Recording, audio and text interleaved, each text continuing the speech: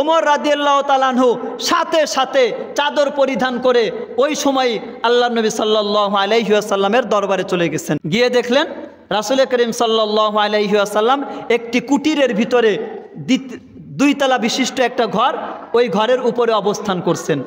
সেখানে একজন দারোয়ান, সে পাহারা দিচ্ছে গেটের দরজায়। তো ওই দারোয়ানকে বললেন যে বলো, ওমর এসেছে আপনার সাথে দেখা করার জন্য। খেয়াল করেন কয়েকটা বিষয়। ইসলামের প্রত্যেকটা বিধান যদি আপনি জানেন, মানা সহজ, এবং প্রত্যেকটা কার্যাবলী দলিল সহকারে আছে। ইসলামে প্রত্যেকটা জিনিসের বিধানের দলিল আছে। রাসূল অনুমতি দিয়েছেন, ঘরে প্রবেশ করছেন।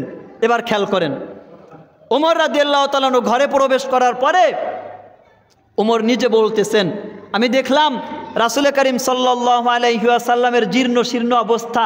রাসূল একটি চাটাই, একটি মাদুর বিছিয়ে শুয়েছিলেন। আমাকে দেখার পরে রাসূল উঠেছেন।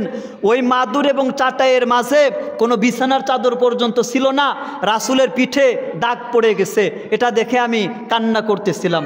রাসূল আমাকে জিজ্ঞাসা করলেন, ওমর কেন তুমি কান্না করতেছো? তখন আমি বললাম, ইয়া রাসূলুল্লাহ, রোম সম্রাট আর পারস্য সম্রাট তারা আল্লাহকে মানে না, তারা কাফের। এরপরেও তারা দুনিয়ার সমস্ত নাজ নিয়ামত, দুনিয়ার সমস্ত বিলাসিতা, ভোগ বিলাসের ভিতরে, চাকচিক্যের ভিতরে, নাজ নিয়ামতের ভিতরে ডুবে আছে।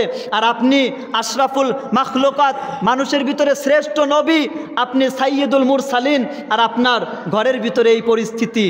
আপনার অসহায়ত্বের অবস্থা দেখে আমি ওমর, আমি চোখের পানি ধরে রাখতে পারছি না। তখন আল্লাহর নবী কি উত্তর দিয়েছেন একটু শোনেন।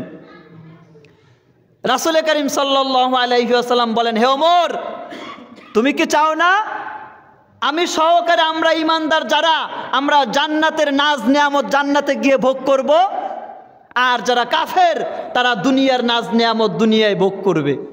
ওদেরকে আল্লাহ তাআলা দুনিয়া দিয়েছেন, তারা আখিরাত পাবে না, আখিরাত থেকে তারা বঞ্চিত।